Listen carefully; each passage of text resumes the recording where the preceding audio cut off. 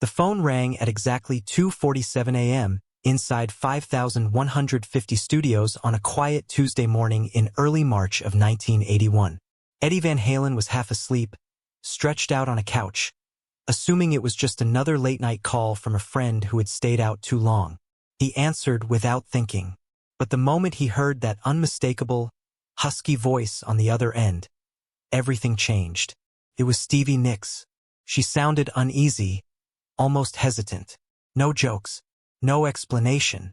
She simply asked if Eddie could meet her the next afternoon at Sunset Sound Studios.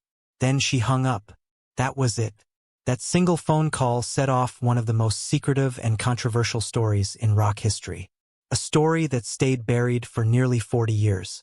What happened during the next 6 hours inside that studio would spark rumors of a lost recording, nearly tear Fleetwood Mac apart, and quietly shake Eddie Van Halen's personal life in ways no one would fully understand at the time.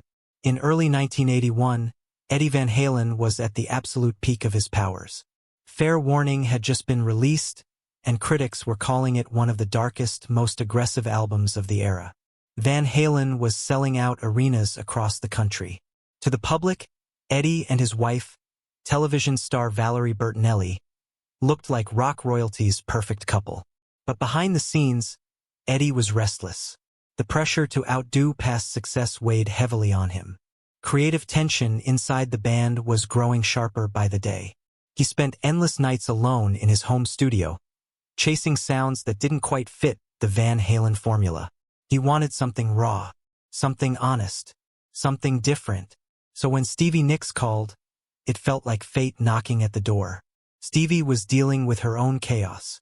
Her debut solo album Belladonna was nearly finished, and her long, complicated history with Lindsey Buckingham had reached a breaking point. Communication between them was strained. Trust was thin. Fleetwood Mac had barely survived the Tusk era, and the emotional damage still lingered. Stevie wanted to prove she could stand on her own. She wanted music that felt dangerous and unfiltered, something louder and sharper than anything she had done before. Eddie Van Halen represented exactly that energy. The session was quietly scheduled for the afternoon of March 18, 1981. Studio 2 at Sunset Sound was booked under a false name. Cash was paid up front.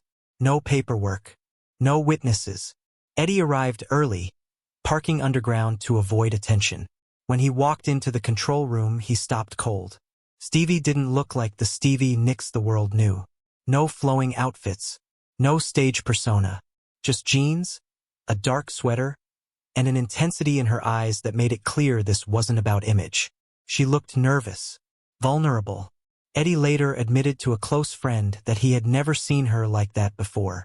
She told him she had a song idea, something darker than anything Fleetwood Mac would ever allow. A song about temptation, power, and losing control. She needed someone who wouldn't smooth the edges, someone who would let it be dangerous. The song was called The Dealer. Eddie understood immediately. He plugged in his Frankenstrat and began to play. The sound that came out wasn't Van Halen. It was heavier, slower, brooding. Stevie's voice wrapped around it in a way that felt urgent and exposed. Even the engineer, a young man named Marcus Chin, sensed something special was happening. By early evening, they had recorded a complete take. No one noticed the car pulling up quietly behind the building. Lindsey Buckingham wasn't supposed to be in Los Angeles that day, but something didn't feel right to him. A few phone calls later, he pieced together where Stevie really was. He drove straight to Sunset Sound. At 7:15 p.m., the studio door opened. The room went silent. Lindsey didn't shout. He didn't make a scene. He simply stood there, staring at Stevie. The tension was suffocating. Then he looked at Eddie and spoke calmly, almost coldly. He didn't accuse. He didn't threaten. But the message was clear. What followed was years of unresolved conflict spilling out in minutes. Voices rose. Accusations flew. Old wounds reopened. Lindsey warned that if Stevie released music recorded with Eddie, he would leave Fleetwood Mac and make sure the world knew why. Stevie was forced into an impossible decision. Artistic freedom or survival. Truth or stability. She chose survival. She told the engineer to erase the tape. Eddie didn't argue. He understood. He unplugged his guitar and left without saying a word. He never told Valerie what really happened that day. Not because of guilt, but because some truths only cause more damage when spoken too late. What Eddie didn't know was that before the tape was erased, a rough copy had been made. The engineer hid it for years, afraid of what it represented. When the secret finally surfaced decades later, it was quietly buried again with money and silence. The song was never released. Belladonna went on to become a massive success, but the dealer was nowhere to be found. Eddie poured his frustration into his music. Fleetwood Mac slowly fractured. Relationships cracked. Paths diverged. Years later, during a quiet conversation with his son Wolfgang, Eddie finally spoke about that day. He described the music, the tension, the loss, and then he said something that stayed with his son forever. Some music isn't meant to leave the room where it's born. In 2019, Stevie Nicks accidentally confirmed the story during a radio interview. She tried to walk it back, but the truth had already slipped through. After Eddie passed away, Stevie sent Wolfgang a handwritten letter. She apologized.